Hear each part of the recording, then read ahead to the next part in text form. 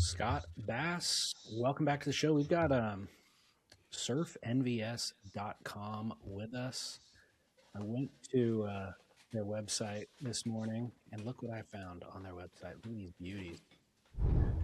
You see that? The sunset version of the Nautilus fin. Wow, that's super cool. They The do. Nautilus. What's the Nautilus all about? This is all new to me. Well, you might not know this, but the Nautilus is the same set of fins they made the boardroom show special set for. Basically, it's a standard line, and actually, I'm glad you asked because I own the Nautilus, and I didn't even know until I looked it up today. But it's basically made off of the MR fin. Right. So it's a big twin fin. Exactly. So, derived from the tried and true MR style outline that has proven to be a go-to for surfers in performance-oriented twin fins for nearly 4 decades. The Nautilus twins are true all-around upright template, and they have it's a great starting place for most surfers and most twin fins because it has sufficient base area and surface area to provide drive and stability through turns, yet not so much to overfin a surfboard or a surfer. That's the basics. But essentially, they do these kind of limited run, different colorways and stuff like that, and they just do a limited batch and put them out on the site. So the Nautilus is something that's been a part of their catalog forever, but this sunset colorway is limited. You can get it right now. Well, that's cool. And I would suggest if you have a board that's like a wide-tailed tri-fin, a tri-fin that's, not for indoor or whatever, but has a wider tail for California, Florida, wherever, you might try this fin with a small little trailer, a little stub trailer, and that might be a fun experiment for you. Those of us out there with the wide-tailed tri-fin that normally we have the normal tri-fin setup in. Great call. Fin advice from the man himself. And you can get yours through surfnvs.com. It's part of the Apex series, which is, guaranteed for life, actually. So bulletproof fins practically. And then also Real Water Sports is with us. Real Water Sports, you can actually get NVS fins at Real Water Sports. They're an incredible retailer based in North Carolina, the Outer Banks of North Carolina, which got bombarded with weather the last couple of weeks. But they ship worldwide, and they've kind of unlocked the code for shipping surfboards. They do flat rate shipping around the world for one low flat fee, even for surfboards. So that is pretty incredible. And they're actually in the midst of a mid-winter clearance sale. So whether or not you need anything, I mean, this might just be a good time to stock up. Like if you're going to need leashes throughout the year, or maybe a board bag for an upcoming trip or something like that. Now's the time because they've got a clearance going on. Yeah, I'm looking at their website. It's the midwinter ice cold deals is what they're saying. Boom. Ice cold deals. And how about $200 off a Lost party platter or a Slater Designs S-Boss, 40% off, 50% off of fins. Crazy. That's a Whoa, thing. Maurice Cole Reverse V Twinser for $9.95. That looks like a killer board, actually. That's the thing when you have a 1,500 surfboard inventory, and there's always shapers making new models. You got to move last season's products sometimes, and that's where the consumer benefits. So go. You know what? You shouldn't have referred me to this website because I'm enthralled now in this Maurice Cole Reverse V Twinser. It looks like something really nice. The boards I've ever gotten from Maurice have always been killer and highlights for me. Fast. Big fan. So, anyways, now's your chance. I don't know how long this midwinter sale lasts, but now's the chance because the inventory will kind of evaporate throughout the course of the sale. So go check it out now at realwatersports.com. And Scott, we have a huge show to get to. Let's go. As we see some movement at the takeoff zone, it's Kelly Slater grabbing rail. Yeah, guy. Welcome. It is the Spit Podcast. It's Wednesday, February 11th. David Lee Scales, Scott Bass. We're talking all things surf. And David, we've got, of course, the Stab in the Dark episode 3 with Kelly Slater came out last night. I have a Who Said That. And there's some other stuff that has occurred because we've had pretty big winter swells here in California, and that means big wave carnage. So anyway, I'll leave it there. What are your thoughts, David? Good morning. Good morning. Big show today. Lots of stuff going on. And I think Who Said That? I like when we lead with Who Said That. Oh, we got the Who Said That, or I also have a follow-up from last week's conversation that I can give you. You pick. Well, we could do both, maybe. Let's do them simultaneously. We'll just talk over one another. Who said that, David? Of all the surfers I know, Dora was the greatest.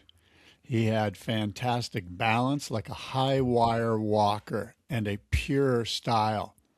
His side slipping, turning, stalling, and nose riding were all beautiful.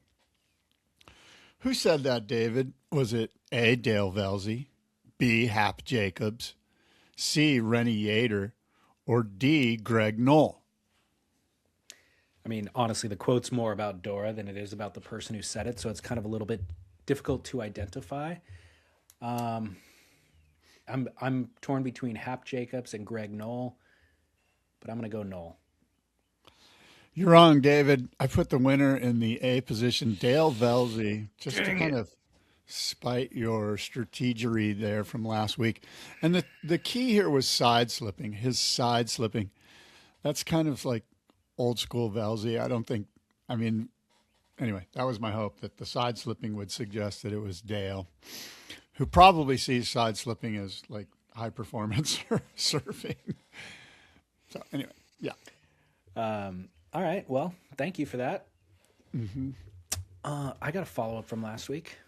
Okay. Remember I was saying, like, why aren't the Brazilians on the North Shore, basically? Or why aren't the world champion Brazilians on the North Shore specifically? Mm-hmm.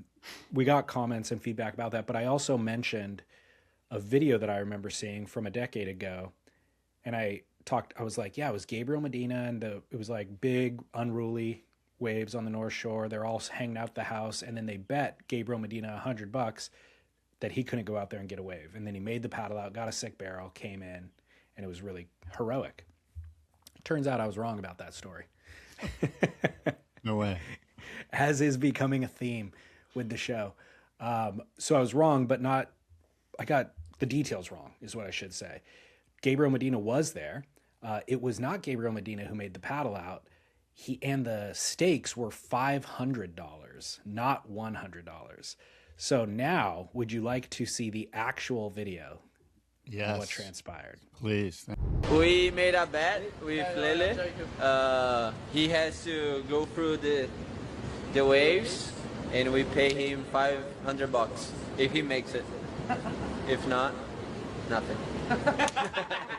We just want to watch it. That's it. So can you hear what he's saying? Yeah. He said we made a bet with Lele, which is Leandro Asuna. So Leandro Asuna is the surfer who will brave the lineup. Look at this shit.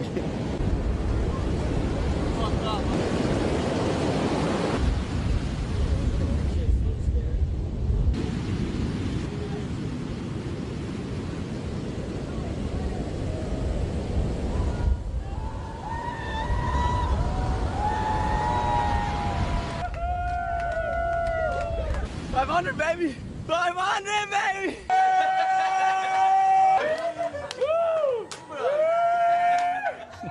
How sick was that? 500, baby! 500, baby!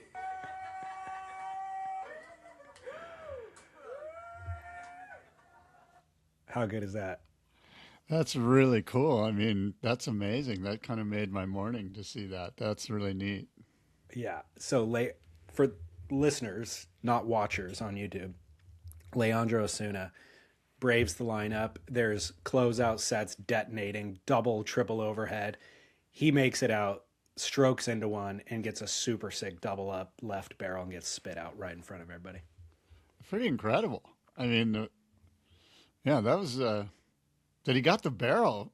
It actually looked like you were kind of going, oh, it looks pretty good out there, but I'm sure it was unruly.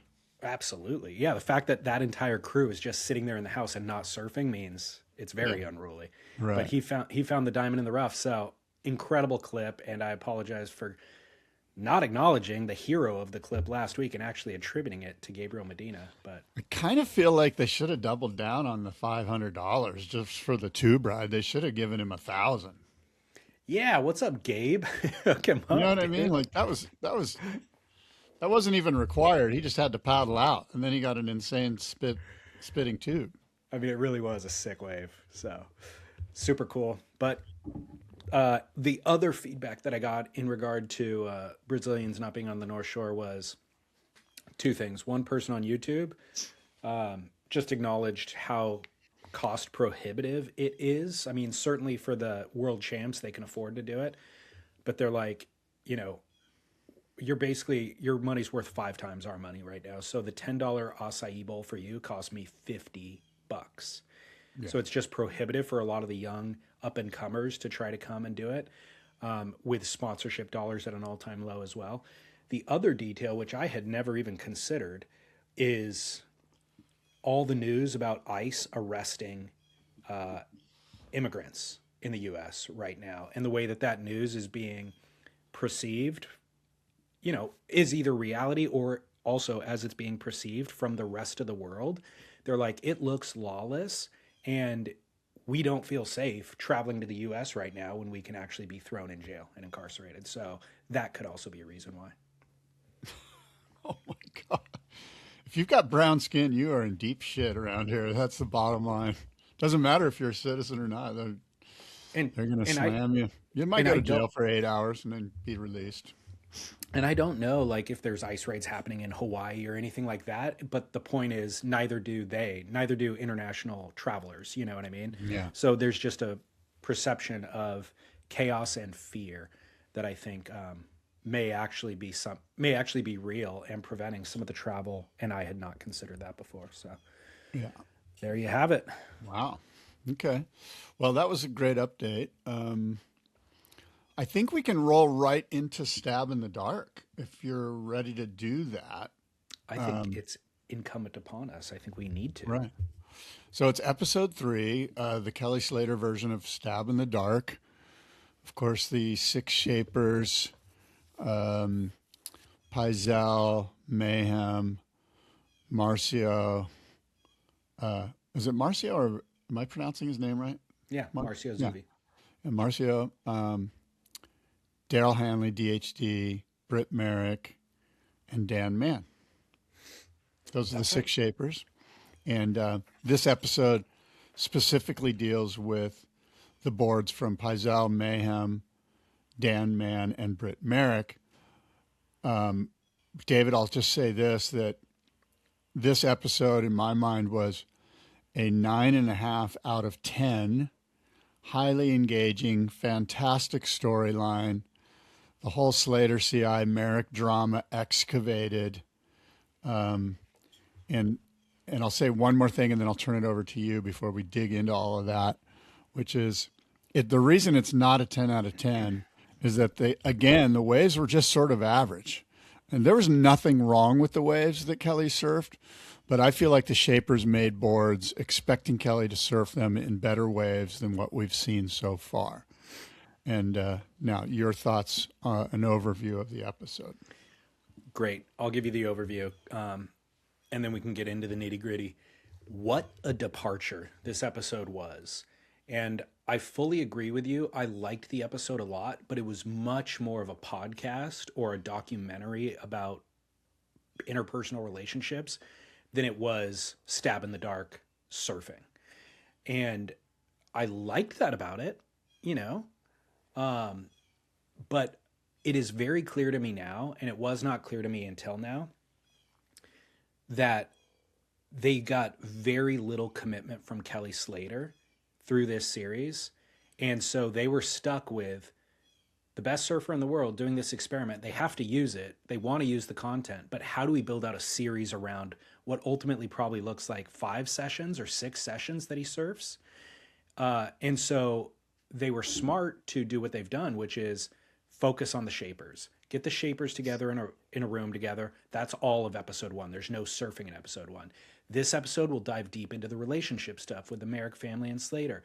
That's become the bulk of the series. It's evident to me now because they've also mentioned there's only 4 episodes. Exactly. So it's the shortest series we've ever had from Stab in the Dark, the least surfing by far from Stab in the Dark ever. Yeah. And you mentioned this last week. I think you said, I kind of know if a board's going to work. Like, I get up within the first move, like pump or bottom turn, I know whether I like the board or not. Well, guess what?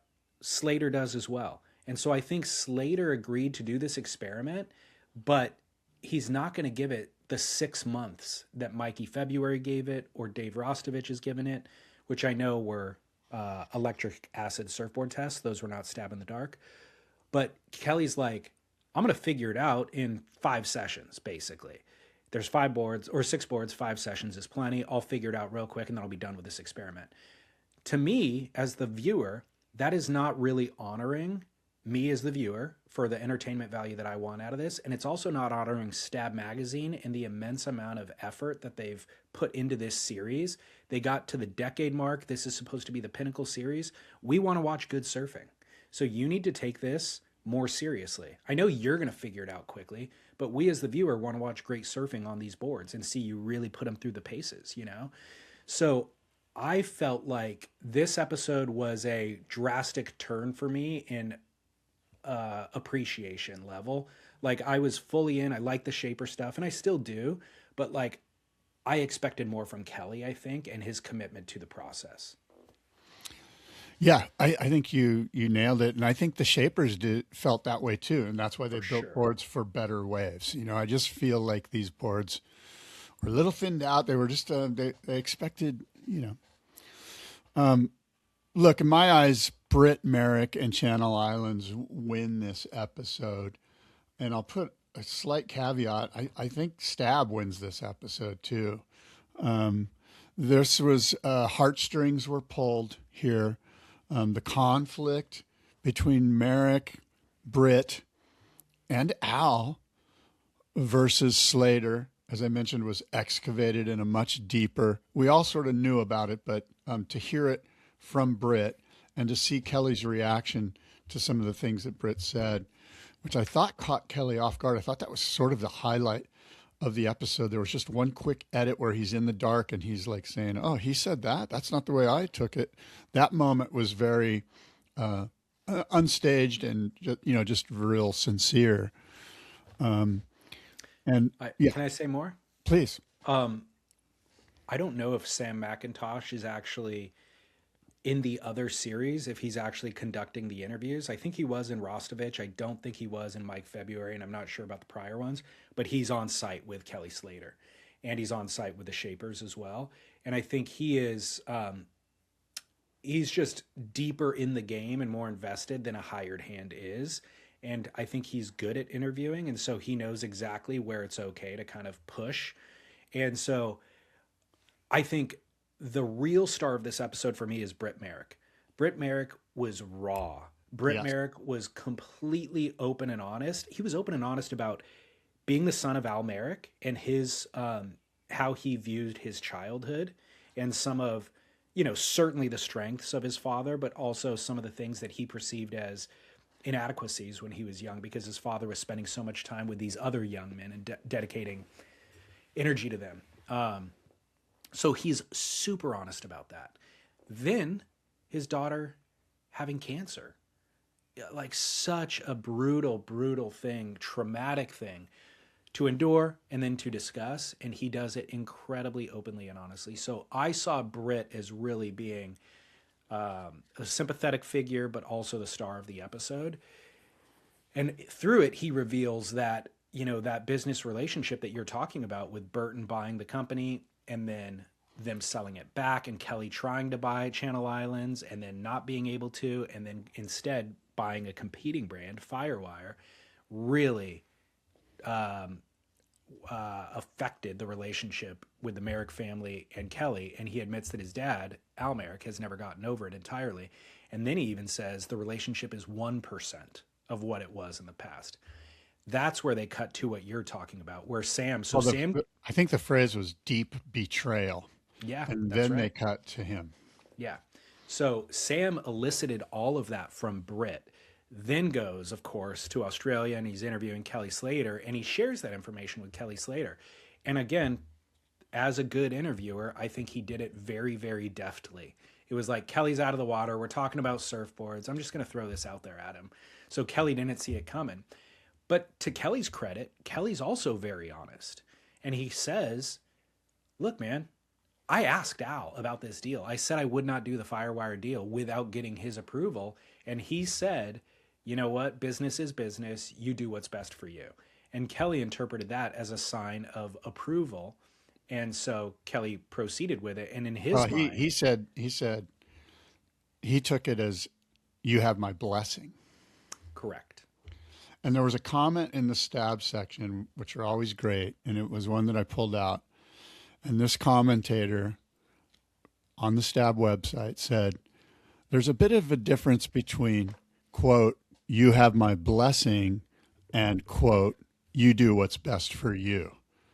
And I would agree with that. There is a difference between those two things. And yeah, I'll just leave it there. Totally agree with that too. Yeah. And I mean, look, we've all been in a situation similar, of course, with probably less dollar amounts attached to it, less business consequence maybe, but situations where there's two sides of every story, you know, Yeah. and your worldview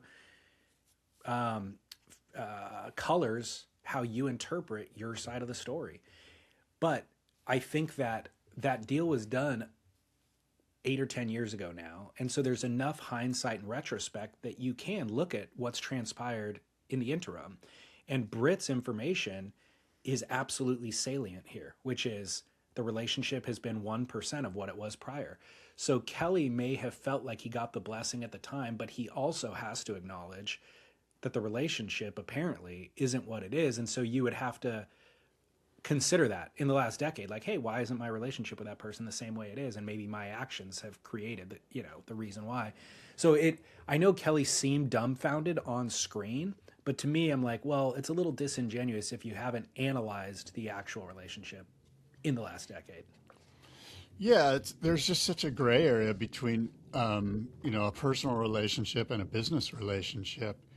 And I sense that perhaps, and again, I don't want to be putting words or thoughts into Kelly's mind here, but I sense that he saw it as more of a black and white situation. Like, I'm not going to do this without talking to Al. Al said, you do what's best for you. I took that as a black and white. Okay, I got the green light from Al to do this. And of course, there's much more to it when you say you do what's best for you. Now, you and I both know that if somebody says, hey, well, look, you do what's best for you, that's code for don't do it. It is. Like, you know what I mean? Like, or if you do it, just know that There's consequence. you definitely don't have my blessing. Like, I understand you're going to do what's best for you, but it's not like he's like, hey, absolutely. Here's what I suggest you do. I love your idea. Let's talk later. I'll give you some bullet points on the best way to approach it. It was like, you do what's best for you. See you later. Bye. I don't want to speak. I definitely cannot speak for Kelly. Me either. But I think when I've been in similar situations to what Kelly was in, I think I've already committed to the course of action. And I do want to have a conversation with that other person prior to moving forward just to clear my conscience. But there's anything short of them saying absolutely no, do not do that. It'll ruin my relationship with you. Anything short of that, I am going to interpret the way that I want to interpret it because I was already planning to do this anyways. That's kind of the way that I've operated personally. And I think from a business standpoint, that makes tons of sense. And the situation here, of course, is that there's just such a deep web of personal relationships that it's much stickier, and nobody's right, nobody's wrong, and I think, yeah. This is where I sympathize with Kelly. The personal relationship part is because he is in an impossible situation in his life to where his actions have such consequence for everybody that surround him because of his level of influence, that there's not any action that he takes will affect somebody negatively and maybe somebody else positively. You know, so on one hand, he has Trav Lee, you know, or whoever was his business partners at the time. They mentioned Trav Lee by name. And it's like this will be beneficial, tremendously beneficial upside for these friends in my life. And then, of course, have negative consequence for these other people in my life. So I think that Kelly, again, with almost any decision he makes, it's a super complicated calculus that has really oversized consequence because of his level of influence that you and I almost never have to consider. So it is kind of what it is for him. Well, it's certainly my hope that if it hasn't already occurred, that there is some thawing, if you will, of some of the frozen bits of this relationship, and that if in fact it's as raw as Britt suggested it is, that these two guys, and Al and Britt and Kelly, can find it in their hearts to kind of get close again. You know, like big picture, it's friggin' surf. You know, I know that this is, you know, these people's living, and I get that, but, you know, I just feel like, you know, I don't know if it's resentment. I don't know what's going on, but I do feel like at some point it would be great if they could be close like brothers. I mean, they're brothers. They're basically brothers. And now it's basically a siblings, a standoff, a freeze out, if you will. And it'd be nice if they became brothers again, you know? It's a, I don't know, like not Shakespearean, but like it's kind of No, I think that's a good call. more like a Greek tragedy, not tragedy even, but like this kind of, it has these kind of bigger implications because when everybody started this, there was no industry. Everybody was broke. Everybody's just bootstrapping it, trying to make it. I published part 3 with Bob McTavish last week, and it's similar, you know, like even earlier days, even bigger business, like, and he did a deal where he sold his name to Rip Curl at some point and had to buy it back, and like grew up early days with Gordon Merchant, and I don't know what they had a nickname for him, Greasy Gordon, because he was like from Maroubra, you know, like, and then knew Al Green when Alan Green selling board shorts out of the trunk of his car, kind of a thing. And like all these guys that they were friends early days, they're at a level now in their 80s or 90s or what, 70s, 80s and 90s, that is, the business is so much bigger than they ever could have imagined. And through the decades, there was infighting, backstabbing, whatever else. But now, 30 years past the backstabbing or whatever, they're kind of laughing it off, you know, because it's like, it's all gravy. Like we never could have possibly imagined when we were kids that we would ever be to this point. And when we were building it and fighting for it, it felt super consequential and like the end of the world if somebody did something that negatively affected you because they're, you know, a competitor in the retail space. But now in the end, I can look at it with a little bit more clarity and say, we're grateful that we ever made a living off of surfing in the first place. And we're all doing fine in the end. Yeah, look, time heals all wounds, you know, water under the bridge. We'll see if these guys can sort of get closer. Or maybe we won't. Maybe they'll get closer and we won't know about it, and that's fine too. I just hope that they get closer regardless, because it's just, these guys were like brothers, you know, yeah. And I don't think that should be, you know, forgotten in this episode, that what we have here is two brothers that are not basically, you know, seeing eye to eye, or even there's no discourse. They've cut each other out of each other's lives. So we'll see what happens. And that's why this episode was so powerful, right? That's why it's a 9.5 out of 10 in my view, because of basically the conflict that they were kind enough, I guess, to excavate for us so that we can see some of the wounds, and that's the kind of thing that drives, really good story. So, Well, again, I found it to be all centered around Britt's open honesty. well, look, you and I, Britt's always like that. You and I know that. Like that's one of the most wonderful things about Britt is that he's incredibly honest, and it comes from a real humility, like from his Christian foundation. You just never are going to catch any BS from Britt, and I absolutely love that about him. And I read a couple of times in various comment sections, people being saying, I got to go buy a CI now. They're like, this endeared me to him and the whole project so much more. I totally agree with that. I mean, you and I I know we've always been huge fans of that brand and of Britt. And so but yeah, I read the same thing. And I didn't read it because of the way Britt presents himself, which we just mentioned is wonderful because of the honesty. It's more about what the board was doing under Kelly's feet. Let's talk about the board because, first of all, David, are you hoping that CI wins this stab in the dark because of this episode? Yeah, I am. And before we even watched the series weeks ago, you asked me that exact question, who do I want to win? And I had honestly no answer. I'm like, I don't care who wins. I mean, I do care who wins, but I have nothing invested in it prior to watching this series. Yeah. And I totally agree with you now after watching this. I'm like, for the storyline element, I want CI to win, but also watching the surfing, it looks like home. That board looks like home.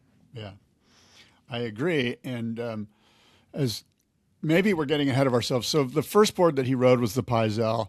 By the way, it looked very comfortable on the Paizel. That board looked great. But again, I would love to see that board in just slightly better waves, even if it's the same size, but it's Kira, where the wave's running a little bit quicker. And so the Paizel, I feel like, deserves another chance. And I want to expound on that a little bit. Totally agree with you. This goes back to what I said, Kelly not doing this thing justice. Mm-hmm. It's not enough to go surf snapper and D-Bah in marginal surf for this project. Like, it's just not doing it a service. And so it's definitely not doing it a service to the shaper, and it's not doing it a service to us, the viewers. We want to watch good surfing and good waves.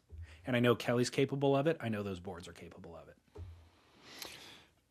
And what's funny is this Luke Monroe as the Sherpa. Like, is Luke supposed to be putting him in good waves? Why do we even need this guy if he's putting him in 4-foot D-Bah? Great question. But the reason I think is what they meant was Sherpa to make sure we can get Kelly on the phone. Exactly. No, that's exactly what it is. He's more about, let's go meet for coffee. He's basically, plan B for Sam when Sam can't reach Kelly. Kelly will answer Luke's calls and Luke will answer Sam's calls, but not necessarily any other order. I think that's exactly right. But look, the Paizel, I'd like to see again. I think the Paizel looked very comfortable under his feet. I thought he surfed really well on it, and he even mentioned, I'm a little overweight. Maybe this board's not quite as much volume. I don't know if it was that board, but I think all of these boards need a wave that has got a little bit more moxie. Totally. No question about it. The other thing that shocked me, I think it might have been the opening wave with a drone shot, is how many people are paddling for a wave that Kelly is clearly in position in and clearly going to catch. It's like they wait until he's up and riding, pumping down the line to then pull back. I'm like, it's shocking. There's no etiquette. I'm not shocked at all. That does not shock me. I guess it's shocking when I see, I mean, if Kelly was in the water for me, I'd just be watching. You know what I mean? Like, yeah. You'd go in and sit on the rocks. I want to watch it from sea level. Actually, okay. I want to be out there watching it, but I wouldn't be paddling for his wave, and I also wouldn't be surfing a wave when he's paddling out because I don't want him to watch me surf. But the CI Roundtail, he rode it as a quad. This is another thing that needs to be discussed, is that I don't think he did a service to anybody by riding, for instance, the Mayhem as a 3-fin. He rode the CI Roundtail as a quad. It looked incredible. He said as much. I pulled a couple of quotes, but basically the board felt nice. It felt natural. I didn't have to think too much. It's so far, it's the best feeling board so far. And it looked, in my eyes, far and away better than the other boards. Now, I think there is some truth to what we see and what Kelly feels are two different things. But what I saw, the CI just looked buttery. Totally agree. And this was a point that I made initially as well, which is, why are we doing 5 fin boxes? Like, if we're this into the kind of refinement of this this project is all about the subtle refinement in the details. They're all the same volume. So now where do we go from there? Why would you then leave it up to, go ahead and just pick 3 versus 4 or whatever you want to do?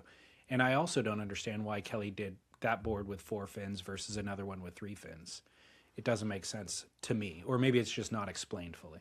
I mean, if you're going to do it, you got to give equal weight. You've got to give all the fin setups to each board. You just can't pick and choose. And obviously, well, not obviously, but I assume, as I mentioned last time, that this is about endorphins. I think that they saw it as an opportunity to show their accessory line through a vehicle known as Stab in the Dark. And I think the editors are like, no, we're not going to show any of your fins. I made that note too, that we were wrong about that. We expected this to be a commercial for endorphins. This has not been a commercial for endorphins. And even the fins that he's been using, I've noticed, don't have logos on them. Well, I'm assuming that the editors are like, yeah, we're going to cut out any clips we have of him putting fins in. They haven't, though. There are clips of him putting fins in, and he does mention the brand name once or twice, but you're right. I mean, I suppose there's a version of this where he does a deep dive into like, this fin has this and this fin has that they cut out. Well, which we got with Rasta, right? Yeah, exactly.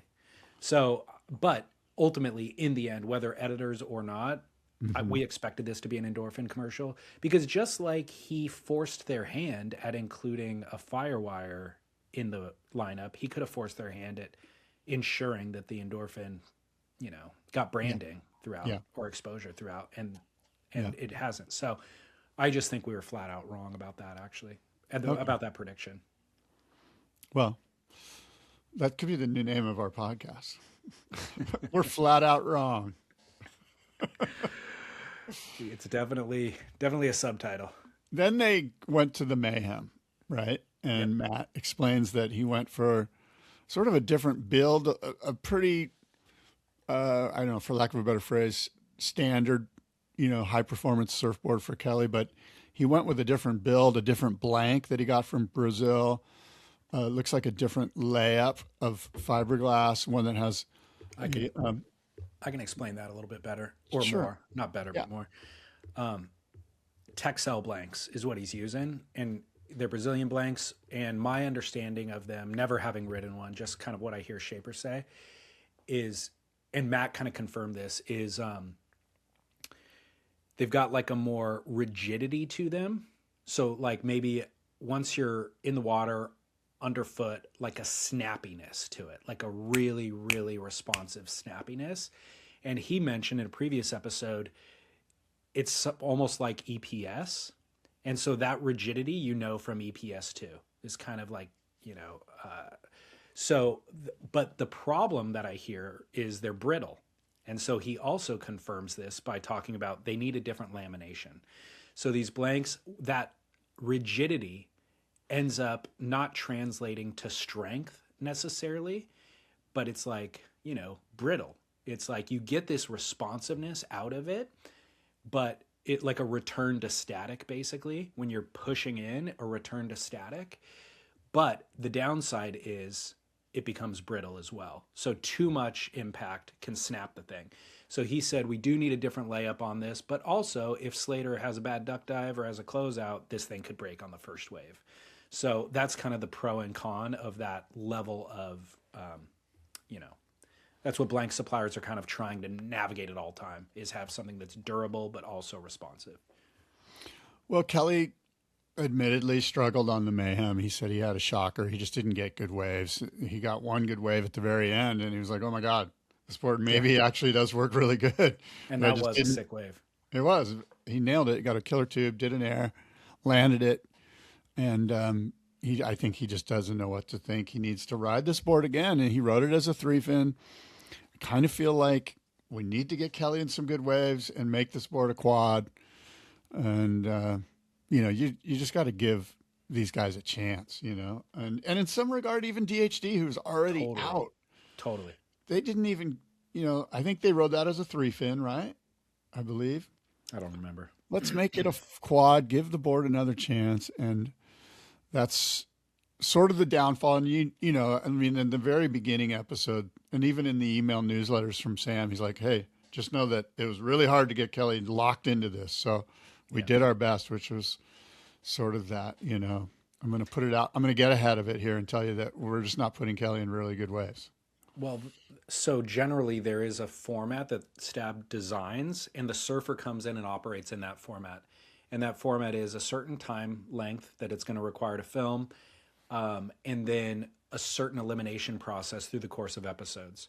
So 6 boards, let's eliminate 1 per episode. We'll do 6 episodes or whatever. All of that clearly went out the window. So we're now left with 1 episode left, which I think is actually next week, if I'm not mistaken. And 5 of the 6 boards still remaining, which is kind of like, what? You guys just completely let Kelly run ramshot, which I understand too. It is what it is. But I also feel like, so Sam had 2 decisions to make, basically. One decision to make, 2 options. Make this just a 1 episode. We could have just done, let's forget the branding, Stab in the Dark. It's not a series. We're just going to do, it's the decade mark. Let's do 1-hour episode of Kelly surfing these boards, over and done with, because he threw out the script that we normally live by. Instead, he chose option B, which is let's focus on the shapers. Let's make it about the shapers. Let's make it about the interpersonal conflict and all that sort of thing. And I'm okay with it. It just stands as a complete different thing than previous versions.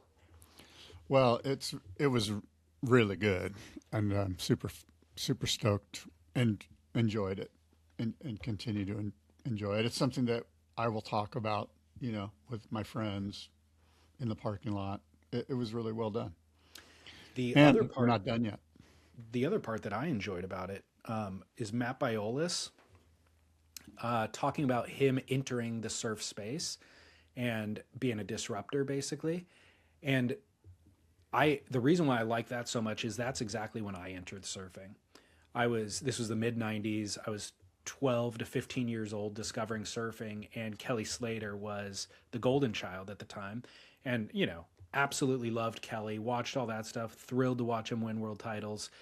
But out of left field came this Orange County brand, Lost, that was, as he stated, the kind of antithesis of Kelly.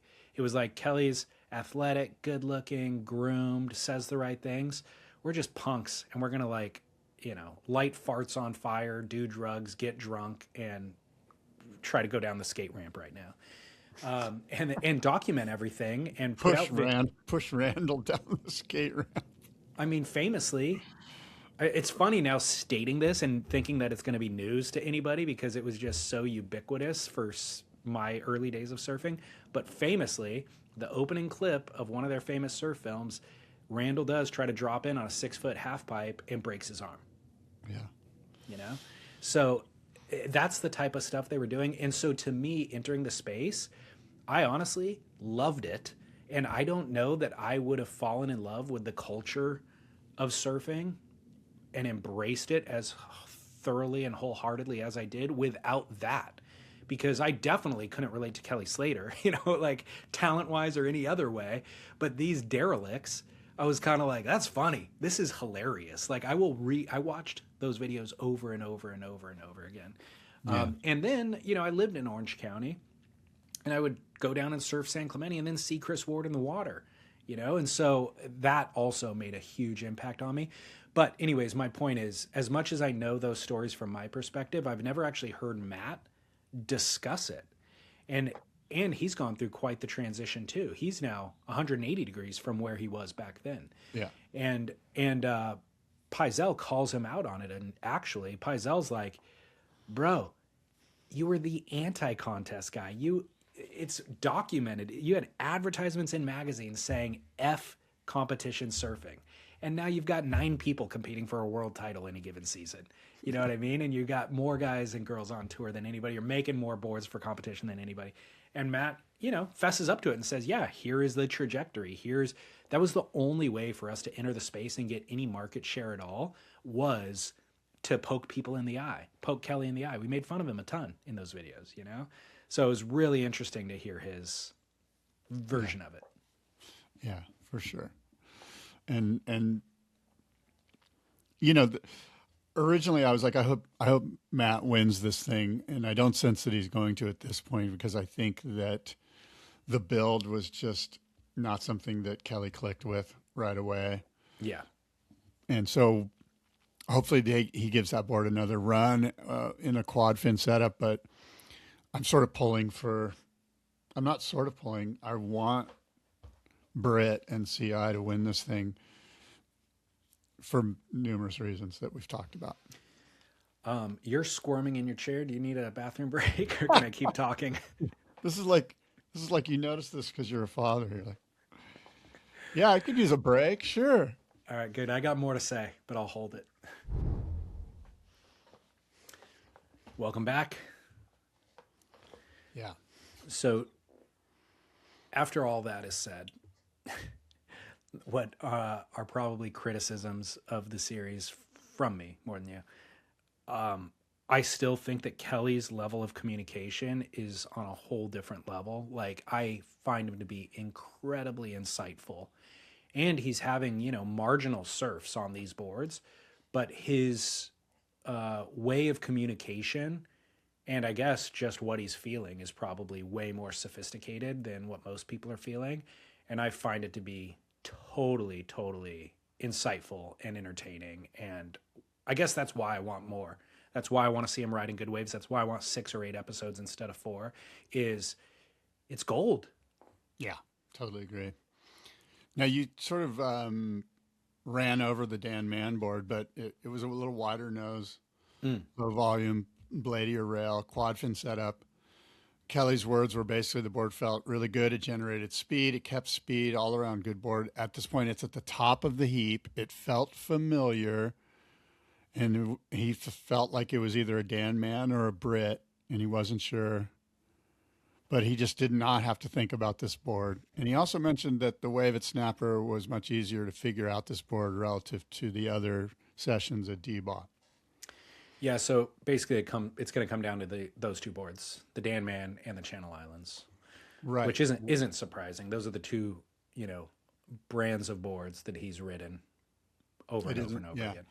So there's a comment that I want to read that and then I'd like to get your take on it.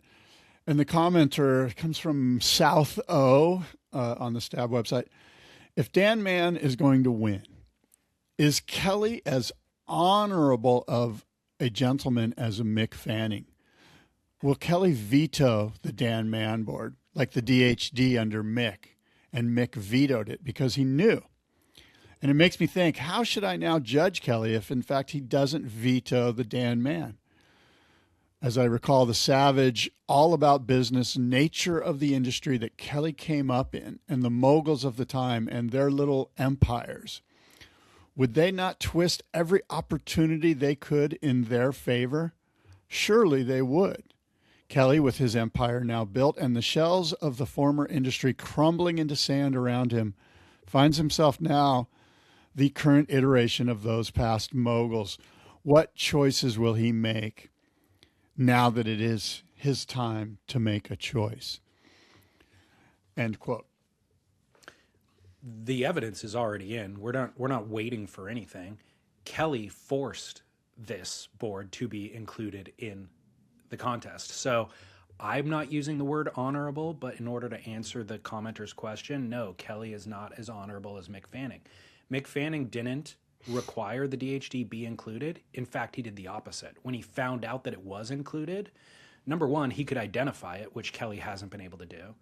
And number 2, he then, through identifying it, said it's not fair for this to be in the competition. So he had it removed.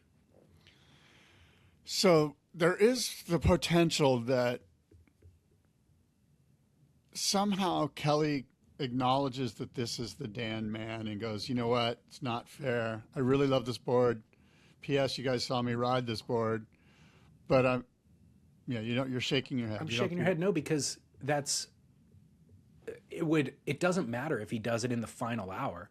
If he rides both boards and he communicates that I like this Dan Mann better, and then he gets to the final and he has two boards side by side and he goes, but even though I said this whole time I like this board better, I'm going to dismiss it because it's not fair. Good job, Britt Merrick. Second place is now first winner. But he doesn't know. Do you think he knows? Okay, that's the big question. Do you think he knows that this is the Dan Mann? He said he doesn't. He said it's either the Dan Mann or the Britt Merrick. He doesn't know. So that is a different question, and I believe he's being honest that he doesn't know what's what. Right. Okay, so then if he does in fact choose the Dan Mann, it's legit. If he chooses the Dan Mann, then yeah, that's the legit favorite board, but it undermines the entire purpose of Stab in the Dark. Well, we've already discussed that. Yeah. And if he chooses the Channel Islands as the superior board, then it undermines their marketing effort at Firewire for forcing the inclusion. I mean, Mick Fanning just pulled the board out and goes, this is a DHD. You can't fool me. I know that this is a DHD. It's not like Stab said, oh, by the way, this is the DHD. Mick went, this is a DHD, dude. I've been writing these things for 30 years. I'm throwing this out. Screw you guys. Good luck. Good try. It didn't work. And you don't think Kelly will have that ability. Obviously, it would have happened. Yeah. Yeah, no, he doesn't have that ability. And that's kind of been surprising to me, too, is that he hasn't been more precise with his guesses on whose boards are whose. And I guess it shouldn't surprise me. What actually is more surprising is that Mick Fanning is so good at it. It's kind of a remarkable gift. The Kelly not being able to identify it is probably more common. I certainly wouldn't be able to. Here's another comment. Seeing Kelly nosedive on an average wave makes me feel so much better about my surfing. So I've got deep thoughts on this one. Kelly is nowhere near the level of surfing, where the level of competitive surfing is today. Because if you saw Felipe out there, he would have been done 5 airs on every wave, done insane, powerful wraps, snaps, everything. Like down through a lot of other surfers on tour, all the way over to Kalohe Andino, all the way over to the QS tour. Like they would have been blowing doors on Kelly out there. Now I also understand Kelly's sampling boards, and Felipe would be riding his tried and true, right? So there's that to consider. But that's not actually my point. My point isn't to denigrate Kelly's surfing. Yeah. What I actually thought watching it was Kelly is surfing in a way that I actually prefer to watch over Felipe Toledo out there doing his thing. And it's because it's got DNA and current DNA in it. Yeah. It's like it's a little paced. It's like a pacing. It's a pacing. It's a orchestra of maneuvers, and so I'm watching it going, man, I don't mind that he's not blowing the back out of it and doing a bunch of airs. Like I prefer this style of surfing. Again, DNA of Curran, but he in his head is trying to compete with Felipe still. So you see him, even though he has that pacing, he's still trying to do what the kids are doing. So I think I like that tension in his surfing. Like I like where he's trying to get to, but I like that his fundamentals are what they are. So I loved seeing it. And then to the commenter's point of like watching him fall on that's relatable. Like we don't get to see that stuff all the time from him because it's edited out. So I like seeing the falls and stuff like that. But I would also say for anybody who watches it and goes, Kelly's surfing at 50% of what Felipe would be doing, or, some other test pilot for this experiment, I'm okay with it. I like seeing Kelly at 50%. Did you happen to catch Kelly say, yeah, guy at the end of the episode? Not only did I, that was my very first note. And it came from a listener who is a longtime listener and sent his kind of bullet points from the episode. And he goes, first and foremost, the most important thing is Kelly saying, yeah, guy, as he's pulling his car away. That was funny. Well, anyway, those are my thoughts on episode 3. And I'm super looking forward to the next one.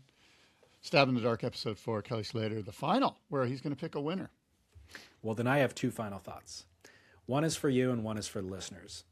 The one for the listeners is Kelly said it himself. If you're raising a surf kid, don't paddle out to the peak and push him into set waves. Scott and I have discussed this in the past, probably a few times. Unchill, bro. It is not cool.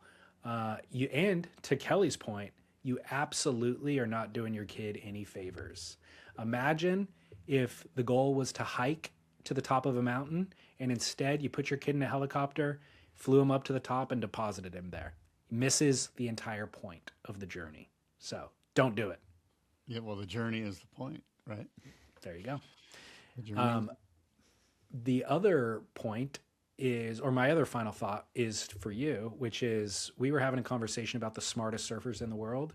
Cliff Capono started the conversation. We got into Ricky Grigg. We got into Dave Parmenter. There was others. I don't think we ever mentioned Kelly Slater. But hearing Kelly speak and the way of communication, I had a thought that he could be included in that list. I don't agree with you. I don't either. I don't think that he is. I just wanted to pose the question to you. No, he's not anywhere near the list.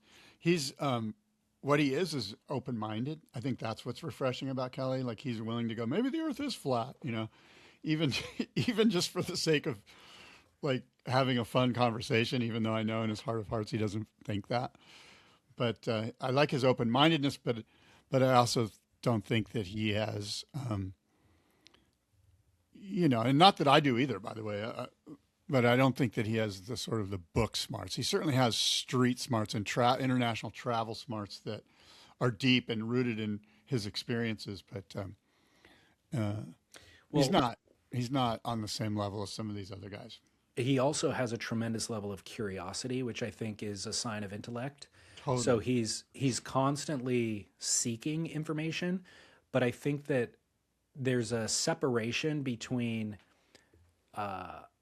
going the traditional route of schooling and the discipline that comes with that, and that he has some shortcomings. It appears to me in his things that he promotes and talks about and believes in and all that kind of thing. There seems to be some blind spots and shortcomings that might have been worked through with the discipline that comes from scholarly learning.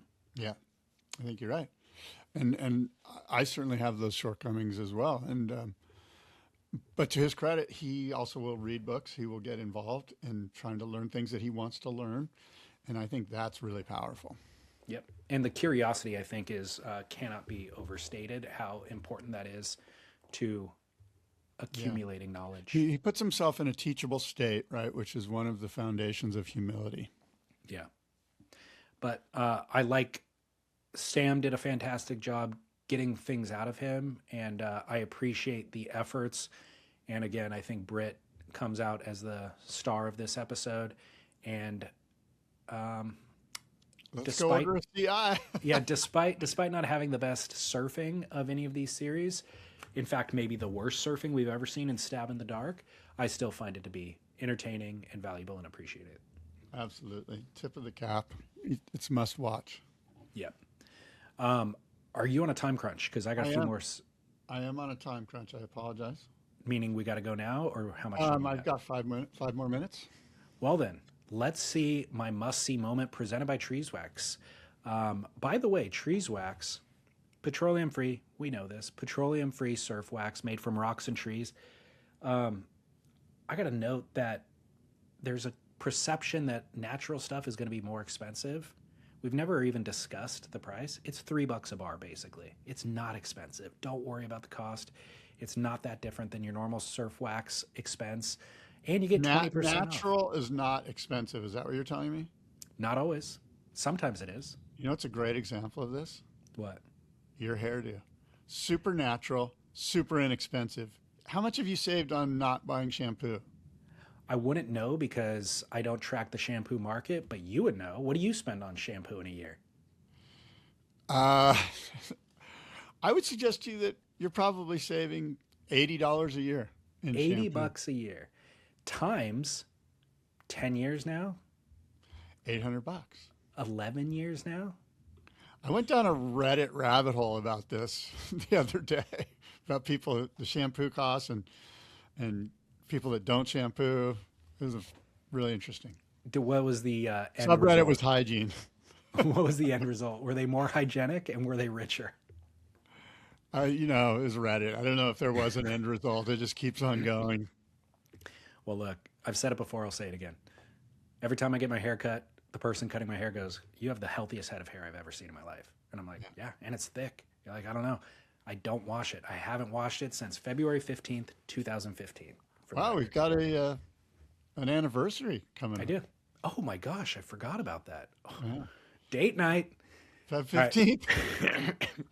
Actually, Valentine's Day too, the day after. Yeah. Okay. Musty Moment, presented by Treeswax. By the way, promo code SPIT, save your 20% off. Oh, one other thing. They're giving away a surf trip. Heck yes. Did you see this? I think I did. Isn't it with Wave of the Winter? Or no, they're also sponsoring Wave of the Winter, but they're giving away a surf trip. Aside from that, you don't even need to purchase. Go to treeswax.com. You can find the link if you want to just sign up and not purchase. But if you do purchase, that gets you in. And the box of wax comes with a QR code. You could scan that to get in. Multiple ways to get in. But if you were going to get gifted a surf trip, Scott, where would be the ideal location for a surf trip? I mean, Indo. Fiji. For Garen's. For Garen's. For Garen's Ball Barons. For Garen's Ball Barons. They're doing a surf trip giveaway to Fiji, and it includes airfare. Unreal. That's unreal. Sign me up. So go to treeswax.com, promo code SPIT, 20% off, petroleum-free surf wax. I have no reason not to, okay? But also they sponsor Musty Moment. This Musty Moment is presented or is from the Thrilla at Killas. Did you see this event this weekend? I saw some outtakes on this, and I know, sadly, Justine DuPont hurt herself, broke her back. Yeah, fractured vertebrae for Justine. She's going to be okay. She said it's not actually that terrible. She's got to be in a neck brace for a couple of weeks. And she finaled in the event too, by the way. But this is from the men's side of the event. I think it was a semifinal wave. This surfer is Mexican surfer named Queztal Estrada. He's a goofy footer, and just watch this wave. So kind of spins around at the last minute, goes. Oh. The board flutters, and he shuffles back to the tail so as not to endo. But, I mean, unbelievable adjustment. Mid-drop, mid-air. Look at this. And sticks it. How insane is that? That was gnarly. I mean, that was the craziest drop I've seen in a long time. On like a 9.6 probably. I think the planting the board under the lip and paddling for that wave was pretty heavy too. And you see a wave and you're going to start 15 strokes before you catch it. You're right. No, it was like a last minute decision. 1, 2, 3, 4, 5, 6. I mean, he gets a lot of strokes in, but it's because he's getting sucked up the face. So I just thought that was insane. That was cool. That was good for Q. I think they call him Q, or maybe they call him K. I've never heard that guy's name before. I don't either. Don't know. You were just making that up. You just didn't want to say Quetzal. I'm sure I'm not getting it right either, but he deserves a shout out. That was the best wave ridden in the event, as far as I can tell. Cool. But it's worth noting, Gary Linden, he should be the Duke of the Week for his work at Killers, and then also for putting this event together. The winners of the event on the men's side are Grant Twiggy Baker holding it down in first, still to this day. Nick Lamb, Greg Long, Jamie Mitchell, Quetzal Estrada, and Cody Purcell. And then on the women's side, Katie McConnell first, Zoe Chait second, Justine DuPont third, Bianca Valenti, Michela Fragonesi, and Isabella Leonard.